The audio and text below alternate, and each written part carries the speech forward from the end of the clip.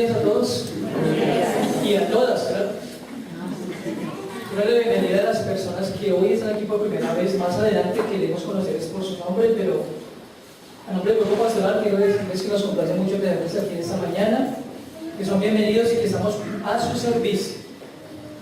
Los demás, pues todos juntos ahora quisiera invitarles para que oremos, incluidos los niños, antes de ir a su escuela bíblica, para colocar este tiempo en las manos de nuestro Creador, nuestro Salvador Jesucristo.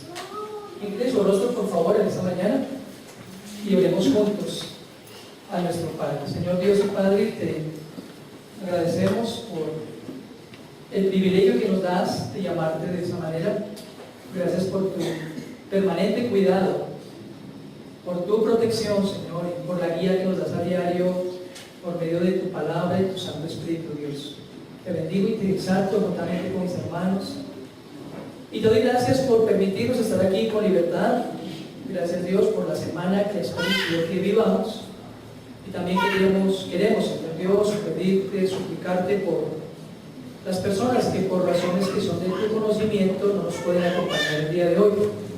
Te ruego para que allí donde estén, Señor, estén siendo por ti alentados, fortalecidos y vivificados. También te doy gracias por el cuerpo de maestros de escuelita bíblica, Señor. Gracias por sus corazones, sus vidas, por cada pequeño y adolescente que está aquí hoy, Señor, para que también ellos, igual que nosotros, puedan aprender hoy de ti, Señor. Te doy gracias en el nombre de Cristo. Amén. Tengan la bondad los niños y los preadolescentes de dirigirse a su lugar de reunión, ya saben el camino.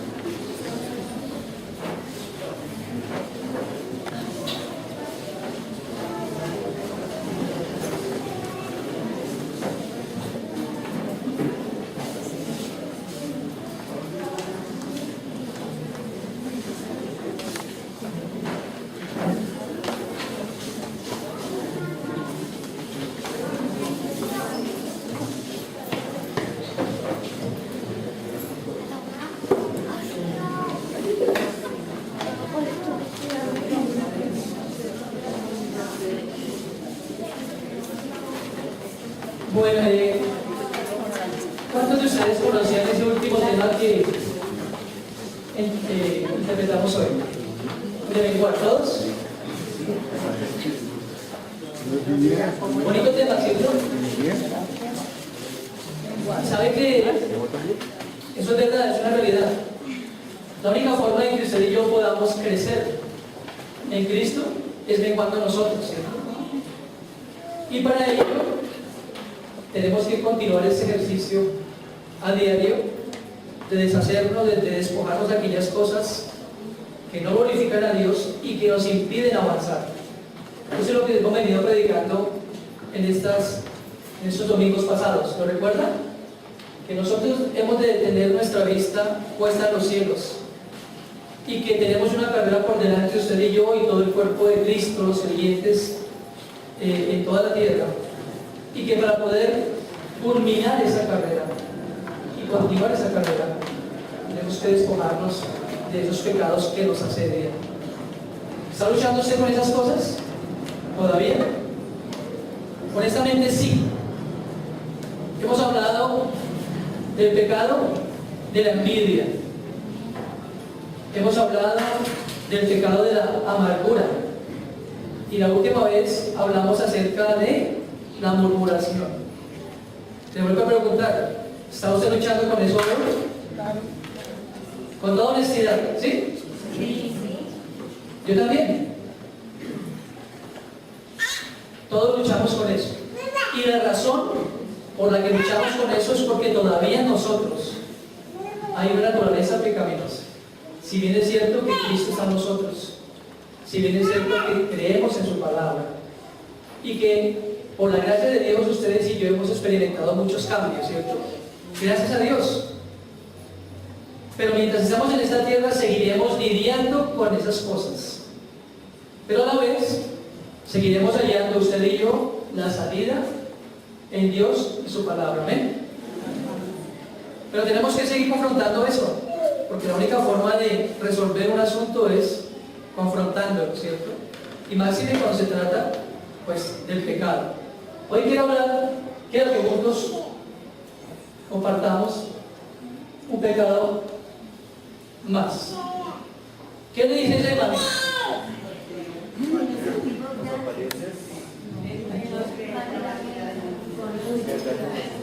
El gato se siente grande, dice. El gato que se cree león. La identidad. ¿Con qué piensa que está relacionada esta imagen? ¿Con qué pecado? El orgullo. La vanidad. El orgullo o la soberbia. Y yo me temo que nos va a pasar lo que nos ha pasado en las enseñanzas pasadas, ¿cierto? Tal vez usted está pensando, yo conozco a la gente soberbia. ¿Cierto que eso nos pasa? Claro, nosotros no. Por eso me gusta hacer ese ejercicio, porque en el primero que uno piensa, bueno, mejor, en el último que uno piensa es en sí mismo, ¿cierto? Y seguramente ya viene a nuestra mente un montón de gente que es soberbia y activa y orgullosa, ¿cierto? Pero yo no. Pues sí, vamos a hablar de ese pecado, la soberbia.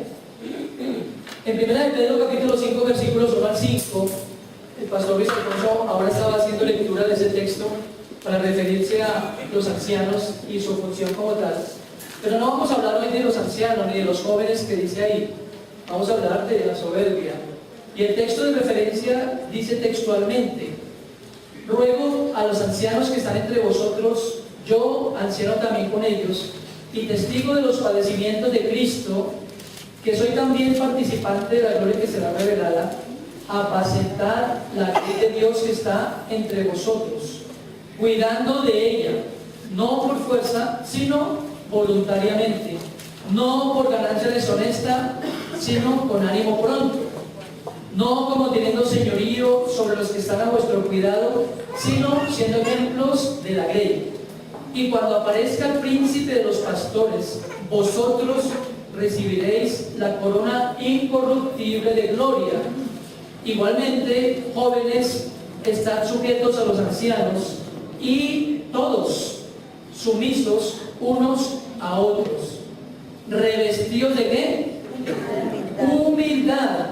¿Por qué? Porque Dios resiste a los soberbios y da gracia ¿a quiénes? A los humildes. Quisiera comenzar entonces compartiendo con ustedes la definición de lo que es la soberbia. El diccionario de la Real Academia Española define soberbia como el apetito desordenado de ser preferido a otros. El concepto puede asociarse a la altivez, el engreimiento, la presunción y la petulancia.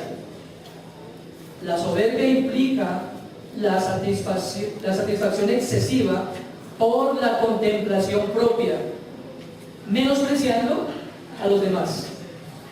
El soberbio se siente mejor y más importante que su semejante, a quien minimiza en forma constante.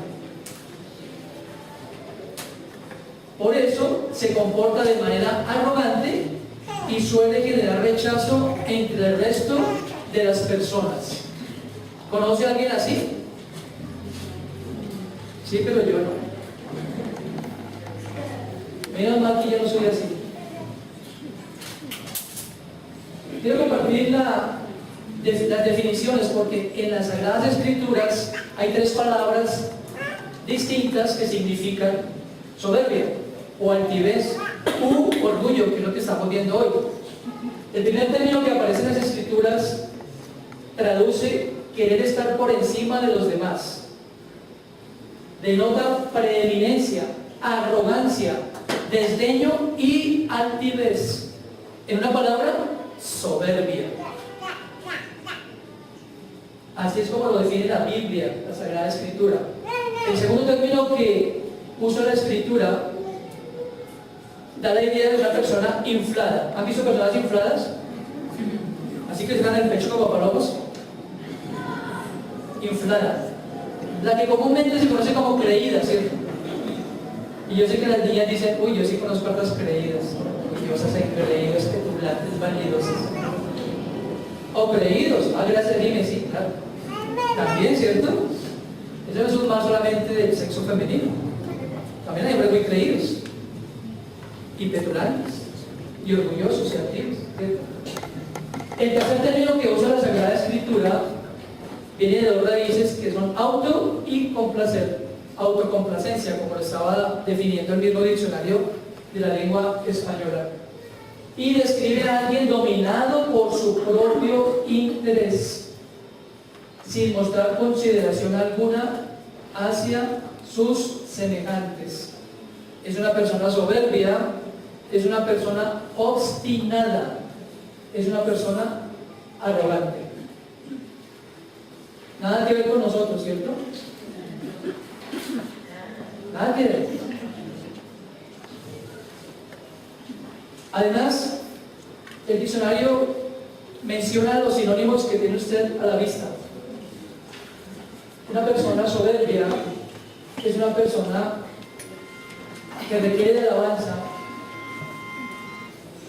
es una persona que alardea, altanera, altiva, arrogante, autosuficiente, que desdeña, que desprecia, engreído, envanecimiento, fanfarronería, fatuidad, jactancia, orgullo, petulancia, pedantería, presunción, vanagloria, vanidad. ¿Se identifica con alguna de esos sinónimos? ¿Sí o no? ¿Sabe que este pecado de la soberbia y el orgullo es uno de los pecados que está más arraigado en el corazón del hombre y más oculto? Por eso es que todos decimos, no, yo no soy así. Bueno, está bien que yo pueda hacer un poquito de esto y de lo otro, pero yo, altivo, yo vanaglorioso, jamás de los jamases. ¿Qué le parece si hacemos un autoexamen? Como lo hicimos la vez pasada. ¿Me gustaría? Vamos a hacerlo rápidamente. A ver cómo nos va con esa autoevaluación. Vamos a ver las características de una persona soberbia. Primero, siempre habla de sus éxitos. Está mal compartir cuando uno surge, cuando uno logra metas, eso está mal. No lo creo tampoco. Pero sí está mal cuando una persona todo el tiempo está hablando solo y solamente de sí misma. Es que ellos están así por mí. Es que la iglesia está así por mí. Es que este hermano creció por mí. Es que mi esposa tiene eso por mí. Y todo el yo. Eso es presunción, es vanidad, altivez, arrogancia, pedantería, todos los sinónimos que usted acaba de escuchar. Ahora, usted puede que me esté mirando y me esté pensando, bueno, pero ¿será que ese pastor no trabaja para...? Sí, claro que sí. Pero el punto es que todas las cosas que como hombre tengo responsabilidad de hacer, las hago porque Dios me lo permite. ¿Me comprende? Hay alimento en la casa porque Dios provee. Yo aprendo porque Dios me enseña. Todo lo hace Dios, absolutamente todo. Usted y yo no hacemos nada, excepto ser un instrumento en las manos de Dios, pero todo lo hace Dios. Pero una persona soberbia, arrogante, orgullosa, siempre habla de lo que él es capaz de hacer. ¿Cómo va con ese primer punto? Siga. 2. Una persona soberbia necesita recibir halagos. Y cuando no recibe halagos, entonces se baja de nota, como dicen los muchachos, ¿cierto? Es que mire todo lo que yo he hecho, mire con tanto esfuerzo que hice esto y nadie me reconoce. Tan desagradecidos, ¿cierto? Nadie me reconoce lo que hago. Eso es para la casa, para la iglesia, para cualquier contexto en el que nosotros nos desenvolvemos. Una persona soberbia necesita desesperadamente recibir halagos, o si no, no funciona. O si no, no lo hace, porque dice, estoy desmotivada para hacer las cosas, ¿sí? Ahora, no estoy diciendo que sea malo recibir halagos, eso nos agrada, ¿sí? Pero no debe ser entonces la razón por la que hacemos las cosas. La tercera característica de una persona soberbia es que es una persona que en todo momento necesita tener control de cada situación. ¿Le pasa eso a usted? ¿Sí le pasa o no le pasa? Que quiere tener control sobre todo. Cuando nosotros llegamos a Comunidad Viva, a nuestra iglesia, gracias a Dios, dentro de muchas enseñanzas que nos daban, era aprender a, mejor dicho, enseñar a nuestros hijos a hacer las cosas. ¿Sí? Y eso es muy bueno. Y uno empieza a aplicar los principios, pero uno está ahí encima, ¿no? Como dicen en el fútbol, respirándole en la nuca a todo el mundo a ver cómo es que está haciendo las cosas. Tiene que estar fiscalizando todo, tiene que estar en el control de todo, tiene que pasar por su ojo todas las cosas. Así somos muchas veces. Y pensamos que los únicos que sabemos hacer las cosas y que las podemos hacer somos nosotros. ¿Sí? Pero mira, voy a tentar personas, no, porque es que ya no lo hace como yo. Así es en la vida cotidiana, no es así. En el hogar es así. Si le mando algo a mi hijo, si no lo hace como yo lo digo, exactamente con los detalles que yo le digo, entonces no es suficiente. No es válido. Tener control, tener dominio de toda situación.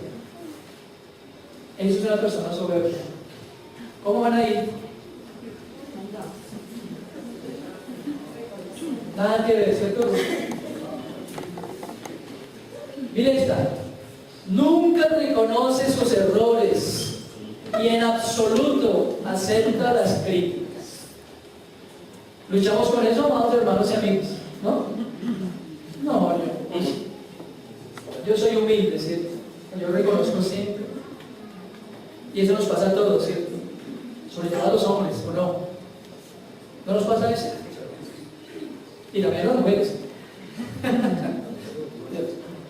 A las mujeres más, dice por ahí alguien susurrando. A todos nos pasa eso. ¿Cuánto nos cuesta reconocer que fallamos? ¿Cuánto nos cuesta reconocer que no somos perfectos? ¿Cierto?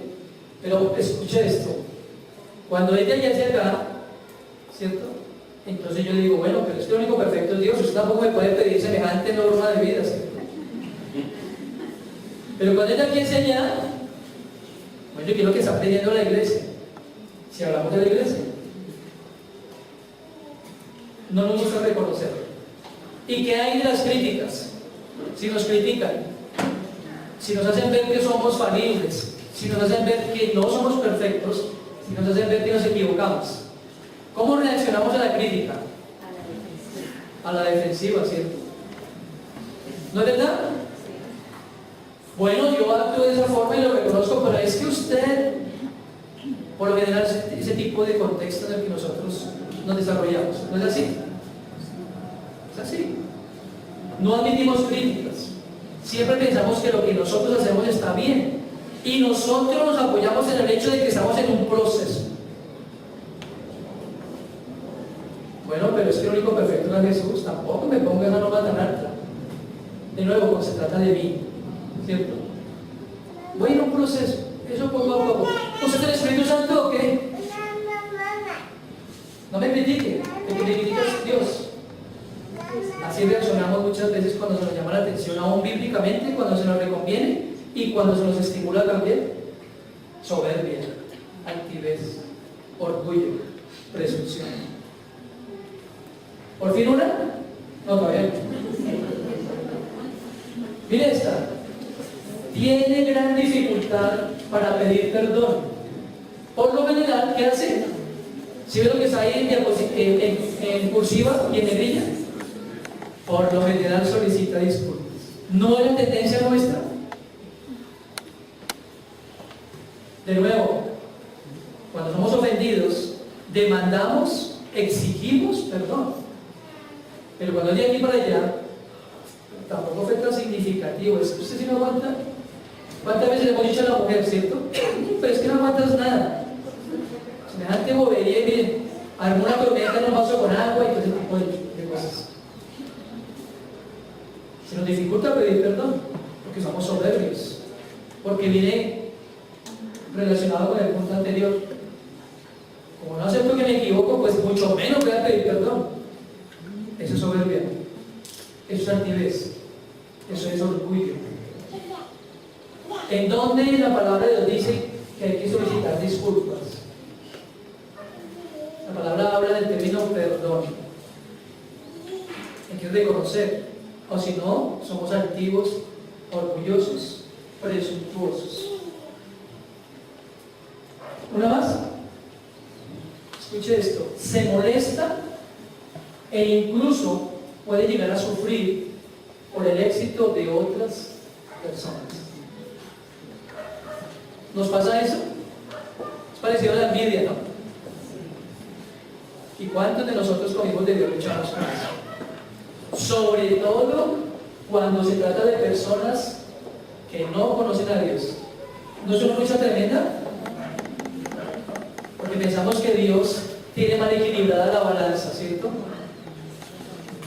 Yo soy el que merezco el éxito, yo como hijo de Dios, vean, yo soy preparado.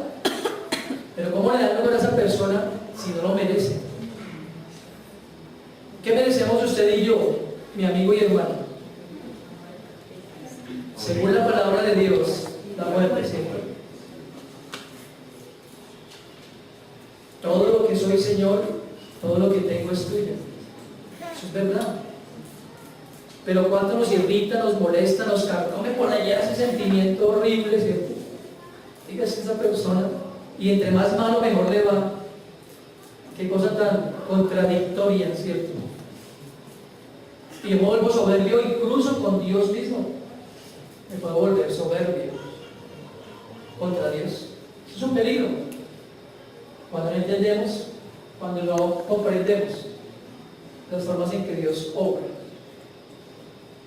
¿Cómo le fue con el autoexamen? ¿Bien? Bien, ganamos todos. Rajados. Escuchen, la soberbia, al igual que cualquier otro pecado, estorba en nuestra comunión con Dios. Si somos soberbios o activos o arrogantes, no podemos estar afirmando que tenemos una muy buena relación con Dios. No la tenemos, porque lo vimos en el texto de referencia, ¿cierto? Dios resiste a los soberbios. Pero, ¿de dónde proviene la soberbia? ¿O quién trajo la soberbia? ¿Usted sabe de dónde viene? El diablo. Como siempre el diablo, ¿no? Pero tiene razón. En el capítulo 14 de Isaías, versículos 12 al 14, el profeta relata la caída de la gracia de Dios, de ese lucero de la mañana, de ese querubín grande y protector, llamado ahora Luzbel o Satanás. Y el texto cita, como dice ahí, ¿cómo caíste del cielo, oh lucero, hijo de la mañana? Cortado fuiste por tierra. Tú que debilitabas las naciones, tú que decías en tu corazón, subiré al cielo, en lo alto junto a las estrellas de Dios, levantaré mi trono, y en el monte del testimonio me sentaré a los lados del norte, sobre las alturas de las nubes, subiré y seré. ¿Semejante a quién? Tremenda soberbia, ¿cierto?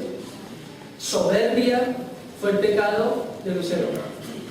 Y por esa soberbia fue que fue excluido de la presencia de la gracia de Dios. Pero si ustedes notan, en más de una ocasión dice, subiré, me sentaré, seré, levantaré.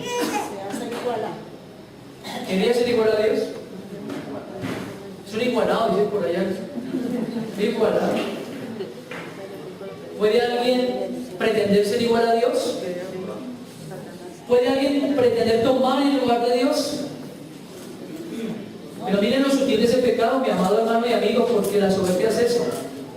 aunque no lo reconocemos, es tomar el lugar de Dios en algunas cosas. Querer tomar el lugar de Dios porque no podemos tomarlo. Dios es Dios. Pero ahí es donde comienza la soberbia.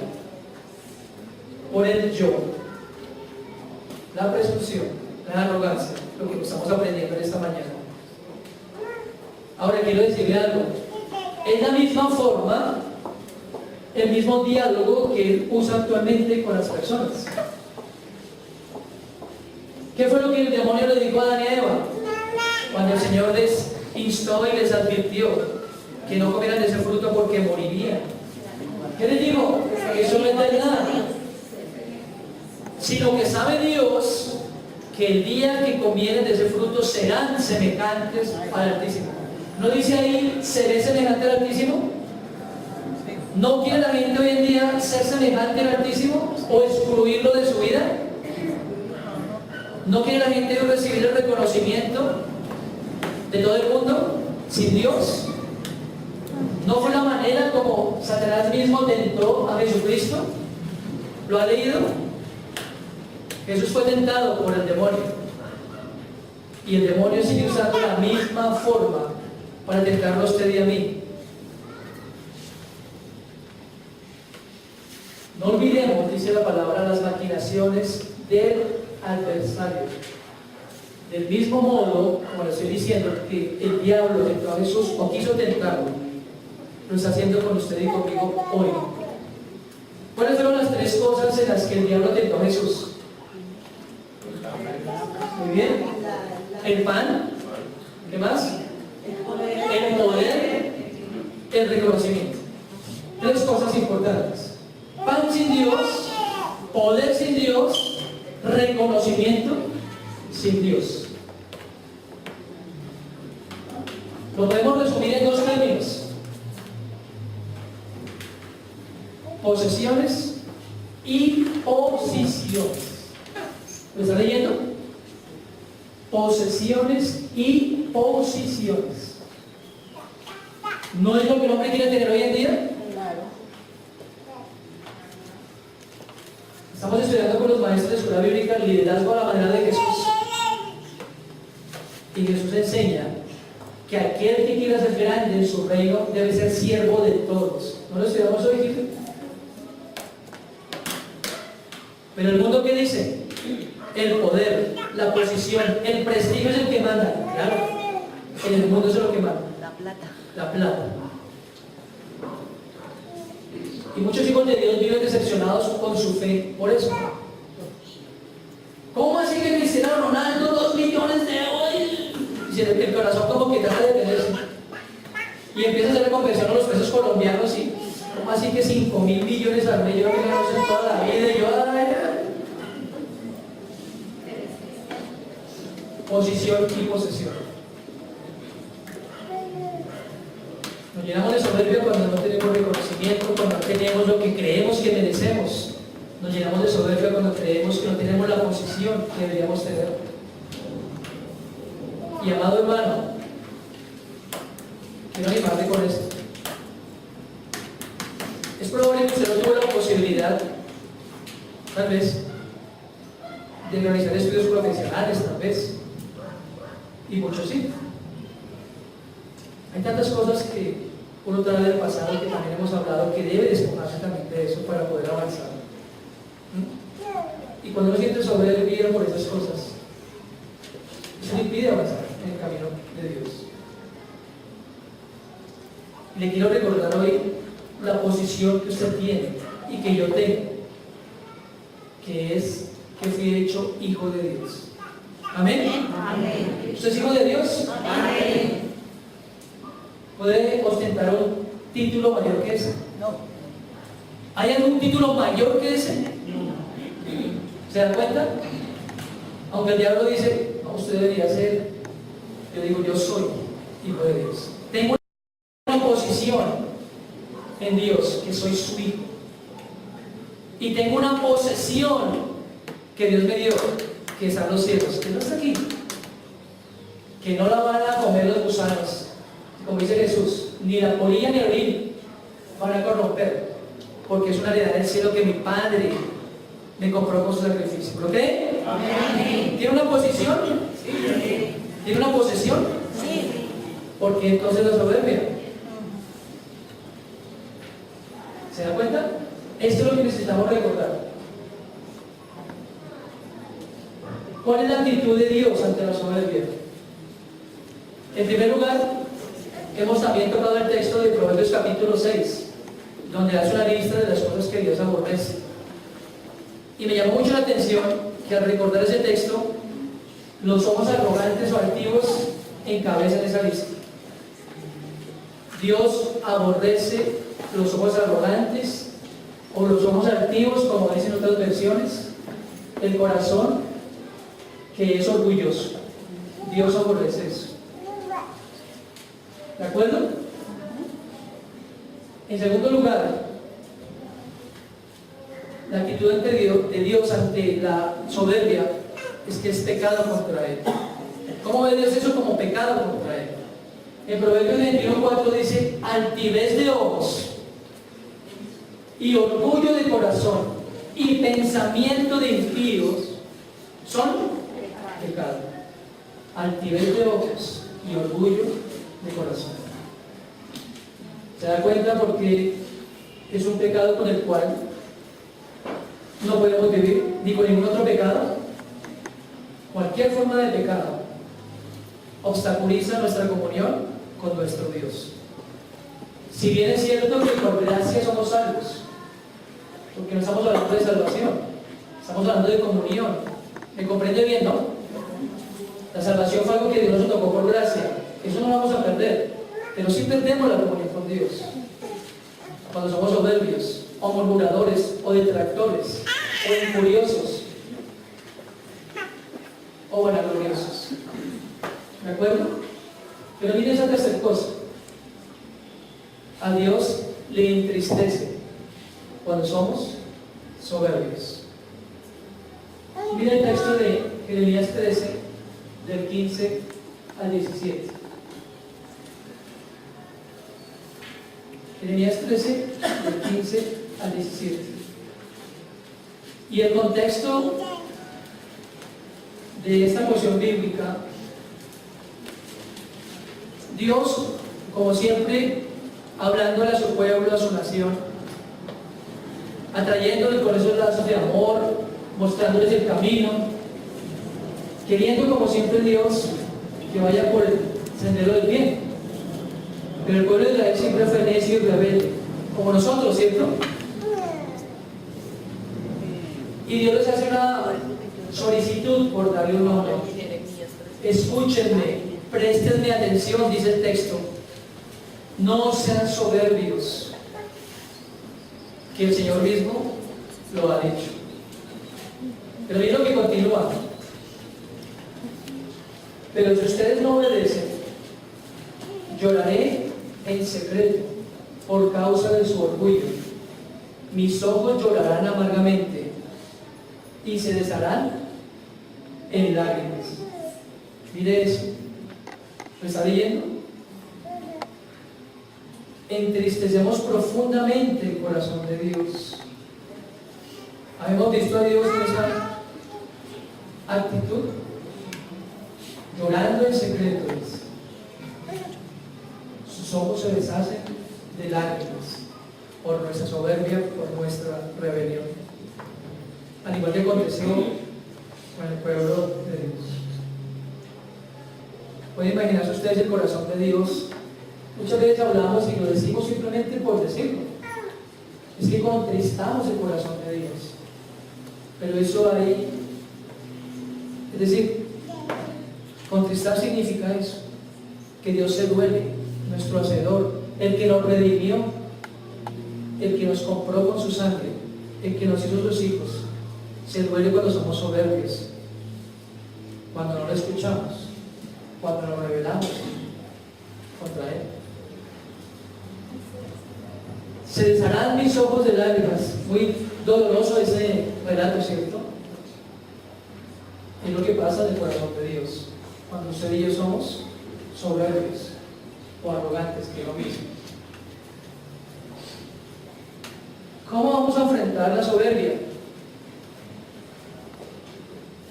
¿Cómo enfrentamos la soberbia? En primer lugar, debemos detectarla.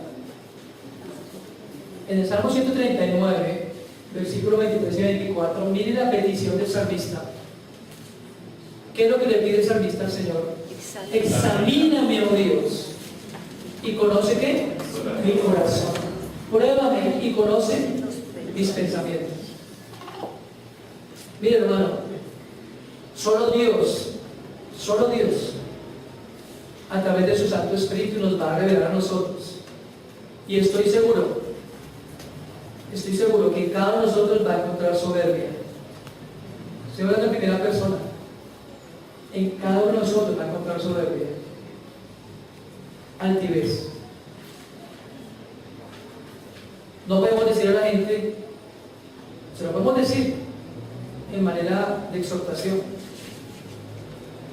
pero muchas veces uno dice, no, yo no le digo nada a él porque uno lo sabe. No es fácil decir a alguien que es soberbio, ¿cierto? Porque su reacción muy probablemente sea, diría, algo hostil. Un poquito hostil. ¿Soberbio yo? Antes era soberbio, ahora soy humilde. Tiene esa forma de soberbia. Si yo soy la persona más humilde del mundo. ¿Sabe? Si uno es humilde no tiene por qué decírselo a nadie. ¿Cierto que sí? La persona que se considera humilde no tiene por qué decir nada. La segunda cosa que hemos de hacer es confrontarla. No es suficiente con detectarla. Miren, el problema de nosotros como creyentes es que sabemos que hay pecado en nosotros, pero muchas veces no lo confrontamos, ¿cierto? Romanos capítulo 12, versículo 3 dice, ninguno, ¿qué dice ahí? Se crea mejor de lo que realmente es. Sean realistas al evaluarse a ustedes mismos. Hermanos, ¿somos mejor que alguien? ¿Somos mejor que alguien? No. ¿Sí? ¿Somos mejor que alguien? No. ¿De dónde fuimos sacados usted y yo? Del mismo pozo de la desesperación, del mismo lodo cenagoso. El mismo. ¿Cómo eran nuestras obras? ¿Qué dijo Isaías? Todas nuestras obras son como trapo de inmundicia delante de Dios. Si nos creíamos algo. ¿Quién ha hecho todo? Absolutamente Dios. Todo a través de Jesús. ¿Cómo yo voy a creerme mejor que otra persona?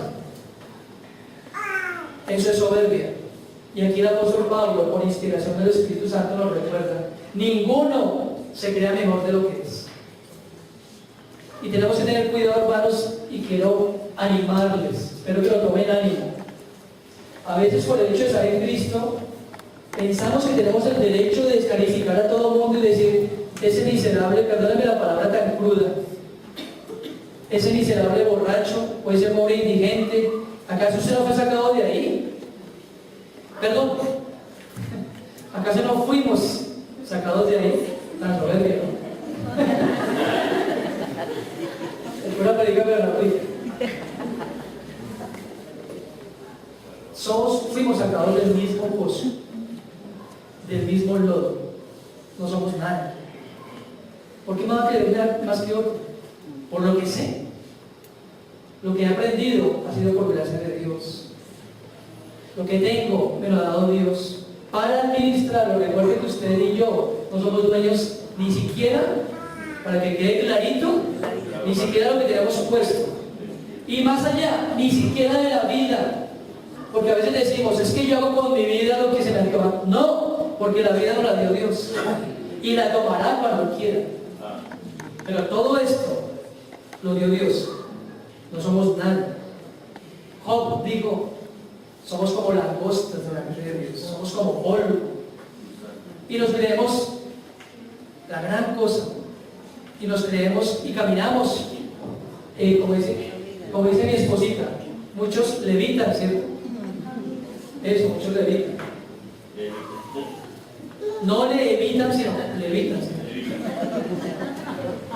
no le digas, no digas. ¿Verdad? ¿Cierto que sí? Así muchas veces son. Es que usted no sabe que llevo 20 años en el Evangelio, que yo me sé la Biblia y que la he leído 5 veces al derecho y al revés. Eso me hace mejor que antes. El que yo luche con un pecado distinto al de él me hace mejor que esa persona. ¿Soy más santo yo? ¿Soy mejor que esa persona? Pero nos escandalizamos cuando vemos a alguien que infringe la ley de Dios. ¡Ay! Dios mío, voy a decirle al pastor para que oremos, para que hagamos obra espiritual, para que lo pongamos en oración, para que lo libere, para que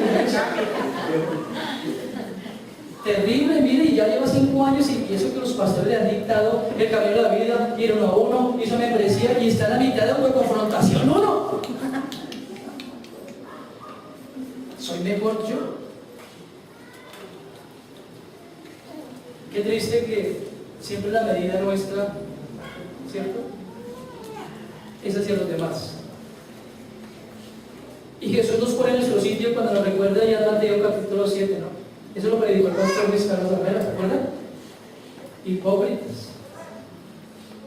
Saquen primero la viga que está en su ojo para que puedan ver los pecados de los semejantes. Nos creemos mucho, no siendo nada. No somos mejor que nadie. Sean realistas al evaluarse ustedes mismos. ¿Con quién debo evaluar? Miren, con la palabra. Es ahí donde usted debe mirar. No preocuparse por el crecimiento espiritual de su hermano, su hermana, su cónyuge, sus hijos. Sirve, obviamente, no estoy diciendo que no somos responsables como padres de enseñar, pero no soy responsable de eso. No soy mi corta. Debo confrontar ese pecado y reconocer que soy orgulloso, que soy antiguo, que soy presuntuoso, que soy arrogante. Eso es lo que estamos aprendiendo hoy. Y la tercera cosa, contrarrestar la soberbia con humildad. Vuelvo a referirme al texto de 1 de Pedro. Dios resiste a los soberbios, pero da gracia ¿a quiénes? A los humildes. Miren lo que Jesús nos dice en Mateo 8:29. Aprendan de mí, que soy manso y humilde de corazón. ¿Sabe? Eso era mucho más que un sermón. ¿Me comprende lo que le quiero decir? Jesús era un hombre manso y humilde. Ninguno como él. Ninguno como él. Lo vimos hace unas semanas cuando sanó al endemoniado el pastor Luis Carlos compartía, le dijo a este hombre: no digas nada, vete, no digas nada. Jesús nunca vino a hacer alarde de nada, excepto a decir: vengo a hacer la voluntad del que me envió. Humildad. ¿Qué es lo que Jesús quiere que aprendamos de él? Humildad y mansedumbre. Y acuérdense, ¿no? No volvamos a decir manso pero no menso, nada que ver. Mansedumbre y humildad. Y en 1 de Pedro capítulo 5, versículo 5, la segunda parte dice: y todos sírvanse unos a otros ¿con qué? Con humildad, porque Dios se opone a los orgullosos, pero muestra su favor ¿hacia quiénes? Hermano, necesitamos hacer un acto de verdad de contrición y reconocer que somos soberbios. ¿No es así? Pero debemos confrontarlo y debemos contrarrestarlo o sacarlo de nuestra vida, porque no tenemos una buena comunión con Dios, porque Dios resiste al soberbio. Quisiera para terminar dejarle una pequeña lista, solo 10 punticos para que tengamos en cuenta cuando usted y yo seamos tentados con este pecado de la soberbia. Recordemos estas 10 cositas. Al ser tentados por el pecado de la soberbia, seamos humildes y tengamos en cuenta, en primer lugar, que dependemos todos nosotros de la gracia, la bondad y la misericordia de Dios. ¿De acuerdo? En segundo lugar, que debo reconocer mis fallas y que necesito el perdón permanentemente. En tercer lugar, reconocer mi indignidad delante de Dios. En cuarto lugar, no ostentar mis logros ni mi propia justicia. En quinto lugar, alegrarme de corazón cuando otro recibe honor. Sexto, estar dispuesto a recibir abiertamente la crítica, eso es humildad. Séptimo, llevar toda preocupación y ansiedad al Señor y solo al Señor. En octavo lugar, recordemos que no solo nuestro punto de vista es válido. Número 9, recordemos que podemos aprender de personas aún con diferente doctrina y aún más jóvenes que nosotros. ¿Sabe a quién me refiero, no? Hay muchas personas que no comparten nuestra doctrina, pero que pueden enseñarnos grandes cosas con su propia vida. Hay muchos que no son cristianos. Hay muchos que ni siquiera tienen una afiliación con ningún movimiento religioso y son personas que practican la verdad de Dios y lo dejan a uno, como dice el pastor Luis. Y por último, siempre estamos dispuestos a servir. Recordando lo que hace un momento mencioné, Jesús dijo que si usted y yo queremos ser llamados grandes en su reino, hemos de ser siervos los unos de los otros. Que Dios nos ayude y que tomemos decisiones frente a un pecado como este y todos los demás pecados que Dios nos ha mostrado. Vamos a orar. Señor,